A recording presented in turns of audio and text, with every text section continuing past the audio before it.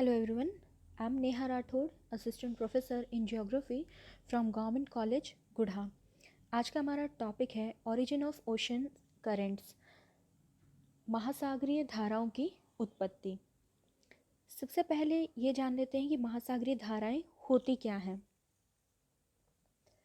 महासागरों में जल के एक निश्चित दिशा में प्रवाहित होने की गति को धाराएं कहते हैं। धाराएं धरातल भाग पर प्रवाहित होने वाली नदियों के समान ही होती हैं। सागरीय गतियों में धाराएं सर्वाधिक शक्तिशाली होती हैं क्योंकि इनके द्वारा सागरीय जल हजारों किलोमीटर तक बहा लिया जाता है और इन महासागरीय धाराओं के अनेक आर्थिक लाभ भी होते हैं। इनके सहारे महासागरीय परिवहन के परिवहन के मार्ग निश्चित किए जाते हैं। उत्तम बंदरगाहों की स्थितियां निर्धारित होती हैं। इनके अलावा ये धाराएं पृथ्वी के तापमान के संतुलन में भी पर्याप्त सहयोग जो है वो प्रदान करती है। अब बात करते हैं इन धाराओं की उत्पत्ति के बारे में। तो महासागरों की धाराओं की उत्पत्ति कई कारकों के सम्मिलित प्रयास के फलस्वरूप संभव होती है। इनमें से कुछ कारक महासागरीय जल की विभिन्न विशेषताओं से संबंधित हैं। कुछ कारक पृथ्वी के परिभ्रमण क्रिया तथा उसके गुरुत्वाकर्षण बल से संबंधित हैं तथा कुछ बाह्य कारक हैं। इनके अलावा कुछ ऐसे कारक भी हैं जो धाराओं में परिवर्तन लाते हैं। इन्हें रूप परिवर्तन कारक कहते हैं। सबसे पहले बात करते हैं पृथ्वी के परिभ्रमण से संबंधित कारकों के बारे में। पृथ्वी पश्चिम से पूर्व दिशा में अपनी अक्ष रेखा के सहारे परिक्रमा करती है। इस गति के कारण जल स्थल का साथ नहीं दे पाता है, जिस कारण वह पीछे छूट जाता है। परिणाम स्वरूप जल में पूर्व से पश्चिम दिशा में गति उत्पन्न हो जाती है। इस तरह विषुवत-रेखीय धारा की जो है उत्पत्ति वो होती है। कभी कभी कुछ जल पृथ्वी की परिभ्रमण दिशा की ओर अग्रसर हो जाता है, जिस कारण काउंटर इक्वेटोरियल करंट प्रति विषुवत-रेखीय धारा की उत्पत्ति जो है वो होती है। इसके बाद में पृथ्वी की परिक्रमा का धाराओं की दिशा पर भी प्रभाव होता है। उत्तरी गोलार्ध में विषुवत रेखा से ध्रुवों की ओर तथा ध्रुव से विषुवत रेखा की ओर चलने वाली धाराएं अपनी दाहिनी ओर झुक जाती हैं। इसी तरह दक्षिणी गोलार्ध में धाराएं अपनी बाईं ओर को मुड़ जाती हैं। ठीक है, फिर इसके बाद में सागर से संबंधित कारक। अब सागर से संबंधित कारकों में आता है तापमान में भिन्नता, लवणता में भिन्नता, घनत्व में भिन्नता। ठीक है, तो तापमान में भिन्नता की यदि हम बात करें तो पृथ्वी पर सूर्य तप के वितरण में अपर्याप्त असमानता पाई जाती है। विषुवत-रेखीय भागों में सूर्य की किरणें वर्ष भर लंबवत चमकती हैं, जिस कारण अत्यधिक सूर्यताप के कारण जल का तापमान ऊंचा हो जाता है। परिणाम स्वरूप जल का घनत्व अत्यधिक कम हो जाता है और विषुवत-रेखीय जलधारा के रूप में गतिशील हो जाता है। इस तरह विषुवत रेखा पर जल की आपूर्ति के लिए ध्रुवों की ओर से विषुवत रेखा की ओर अध प्रवाह प्रारंभ हो जाता है। सब सरफेस करंट जो है वो शुरू हो जाते हैं बहने।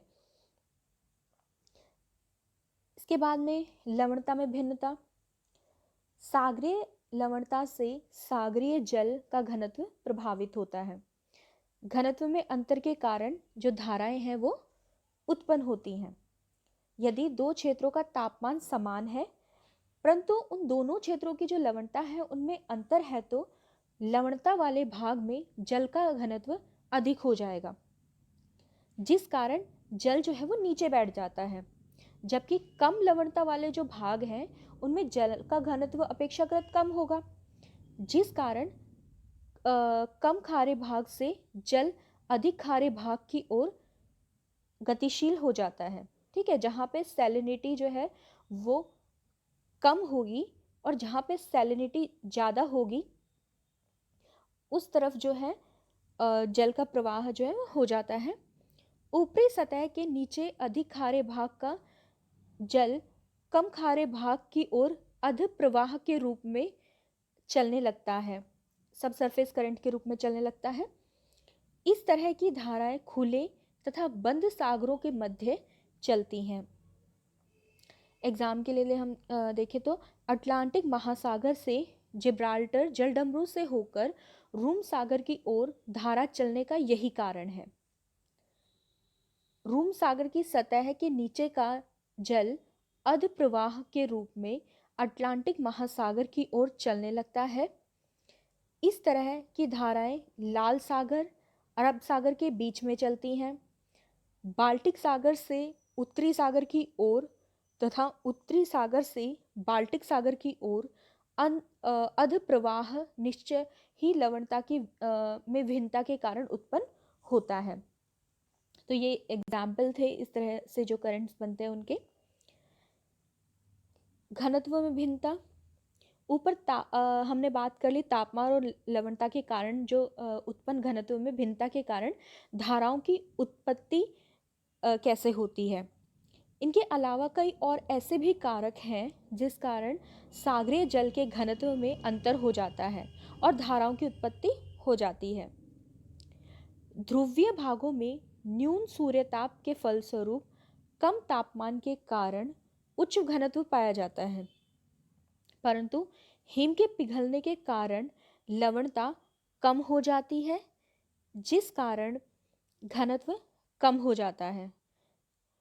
परिणाम स्वरूप ध्रुवों से ठंडे जल की धाराएं विषुवत रेखा की ओर चलने लगती हैं। दबाव से भी घनत्व में अंतर आता है। सागरों के ऊपर से नीचे जाने पर दबाव जो है बढ़ता जाता है, जिस कारण घनत्व भी अधिक हो जाता है। इस तरह सागरों की ऊपरी भाग में हल्का जल और गहराई में भारी जल मिलता है और जिस कारण जल में लंबवत गति जो है वो उत्पन्न हो जाती है। इसके बाद में बात करते हैं बाह्य सागरीय कारकों के बारे में। इसमें महासागरीय जल पर वायुमंडलीय दशाओं का पर्याप्त प्रभाव होता है। इनमें वायुमंडलीय दाब, उनमें भिन्नता, वायु दिशा, वर्षा, वाष्पीकरण आदि धाराओं में उत्पत्ति में सहायक होते हैं। वायुदाब तथा हवाओं के बारे में यदि हम देखें तो वायुमंडलीय दाब का भी सागरीय जल पर प्रभाव होता है। जहाँ पर वायुदाब अधिक होता है वहाँ पर जल के आयतन में कमी के कारण जल नीचा हो जाता है। इसके विपरीत कम वायुदाब क्षेत्रों में जल तल ऊंचा हो जाता है, जिस कारण उच्च जल तल से, जहाँ पर कम वायुदाब के क्षेत्र से, निम्न जल तल जहाँ पे उच्च वायुदाब है की ओर जल गतिशील हो जाता है और परिणाम स्वरूप धाराओं की जो उत्पत्ति है वो हो जाती है। ठीक है, तो मोटे मोटे शब्दों में हमें सिर्फ इतना याद रखना है कि जहाँ पर वायुदाब जो है वो कम होता है और जहाँ पर वायुदाब ज़्यादा होता है तो कम वायुदाब से और अधिक वायुदाब की ओर जो जल है वो गतिशील हो जाता है। ठीक है, इसके बाद में प्रचलित अथवा सनातनी हवाएं जो हैं वो धाराओं की उत्पत्ति में महत्वपूर्ण भूमिका अदा करती हैं। जब सागरीय जल के ऊपर से हवाएं होकर चलती हैं तो वह अपनी रगड़ के कारण, फ्रिक्शन के कारण जल को भी अपनी ओर बहा ले जाती हैं। ठीक है, तो जिस दिशा में हवाएं चलेंगी उसके फ्रिक्शन से पानी को भी अपने साथ बहा ले जाती हैं। यदि हम मानचित्र पर धाराओं तथा सनातनी हवाओं का तुलनात्मक अध्ययन करते हैं तो स्पष्ट हो जाता है कि अधिकांश जो धाराएं हैं वो सनातनी हवाओं का ही अनुसरण करती हैं। सनातनी जो हवाएं हैं वे हवाएं हैं जो वर्ष भर एक ही दिशा में चलती हैं। इन्हें प्लानिटरी विंड्स भी कहते हैं, जैसे व्यापारिक पवन जो है, पछुआ पवन, ध्रुवीय पवन, ये जो है ये इस तरह की पवनें हैं। उदाहरण के लिए व्यापारिक हवाओं से प्रेरित होकर विषुवतरेखीय धाराएं पूर्व से पश्चिम दिशा की ओर चलती हैं। अटलांटिक महासागर में गल्फ स्ट्रीम तथा प्रशांत महासागर में किरोसिवो धारा पछवा हवा की दिशा का ही अनुसरण करती है। हिंद महासागर में मॉनसून हवाओं की दिशा में वर्ष में 2 बार परिवर्तन के कारण धाराओं की दिशा में 6 महीने के बाद जो है परिवर्तन हो जाता है। इसके बाद में हम बात करते हैं वाष्पीकरण तथा वर्षा। जिन भागों में वर्षा अधिक होती है तथा वाष्पीकरण कम होता है, वहां पर अत्यधिक जल राशि के कारण जल का तल ऊंचा हो जाता है, और इसके विपरीत जहां पर वर्षा तो कम होती है परंतु वाष्पीकरण अधिक होता है, वहां पर जल का जो तल है वो नीचा हो जाता है। तो वास्तव में वर्षा तथा वाष्पीकरण का सागरीय लवणता एवं घनत्व से ही संबंध होता है। कम वाष्पीकरण के साथ उच्च वर्षा के कारण लवणता जो है वो कम हो जाती है और सागरीय जल का जो घनत्व है वो कम हो जाता है। परिणाम स्वरूप जल का तल ऊंचा हो जाता है। इसके विपरीत जहाँ पर वाष्पीकरण के साथ न्यून वर्षा के कारण जो है लवणता और घनत्व में जो है वृद्धि हो जाती है, और जिस कारण जल का तल जो है वो नीचा हो जाता है, और इस तरह उच्च जल तल से निम्न जल तल की ओर धाराएं जो है वो चलने लगती हैं। विषुवत रेखा पर उच्च वर्षा एवं न्यून वाष्पीकरण के कारण उच्च जल तल होने से उच्च अक्षांशों की ओर धाराएं जो है वो चलने लगती हैं। इसी तरह ध्रुवीय भागों में कम वाष्पीकरण किंतु हिम के पिघलने से प्राप्त जल की अधिकता के कारण धाराएं मध्य अक्षांशों की ओर जो है वो चलने लगती हैं। रूम सागर से उच्च तापमान के कारण अपेक्षाकृत अधिक वाष्पीकरण के कारण सागरीय लवणता में वृद्धि हो जाती है, और परिणाम स्वरूप घनत्व जो है वो वहाँ पर बढ़ जाता है, तथा अटलांटिक महासागर से रूम सागर की ओर धाराएं जो है वो चलने लगती हैं। तो ये था वाष्पीकरण वर्षा का प्रभाव। फिर इसके बाद में धाराओं की दिशा में परिवर्तन लाने वाले जो कारक हैं वो कौन से हैं? तो इनमें सबसे पहला जो कारक है वह है तट की दिशा तथा आकार। जब महाद्वीपीय भाग सागरीय धाराओं की दिशा में लंबवत रूप में पाए जाते हैं तो धाराओं के मार्ग में अवरोध उत्पन्न हो जाता है तथा धाराएं महाद्वीपीय तट के समांतर चलने लगती हैं। विषुवतरेखीय धारा ब्राजील तट से टकराने पर 2 भागों में विभक्त हो जाती है, और उत्तरी शाखा खाड़ी की धारा के नाम से संयुक्त राज्य अमेरिका के पूर्वी तट के सहारे चलने लगती है। ठीक है। इसी तरह हिंद महासागर में मॉनसून धाराएं भारतीय तट के अनुरूप ही प्रवाहित होती हैं। तो ये 2 एग्जाम्पल थे। दूसरा है तटीय आकृतियां। महासागरीय तली की असमानता धाराओं के मार्ग को प्रभावित करती है।